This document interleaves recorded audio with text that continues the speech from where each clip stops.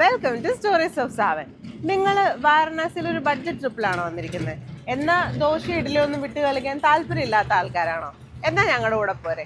ഞങ്ങൾ കാശി വിശ്വനാഥ ക്ഷേത്രത്തിന്റെ താഴെയുള്ള ഭാൻസ്പടക് എന്ന് പറയുന്ന ഒരു നഗറിൽ സൗത്ത് ഓൺ വീൽസ് എന്ന് പറയുന്ന ഒരു കൊച്ചു തട്ടുകടയിലേക്കാണ് പോകുന്നത്.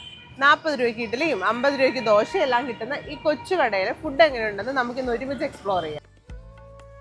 ക്ഷേത്രത്തിലേക്ക് പോകുന്ന വഴിയിൽ ഇത്തരം കുറേ കടകളുണ്ടെന്നുണ്ടെങ്കിലും ബാങ്ക് ഓഫ് ഇന്ത്യയുടെ ഓപ്പോസിറ്റുള്ള ഈ കടയാണ് ഞങ്ങളുടെ പേഴ്സണൽ ഫേവറേറ്റ്.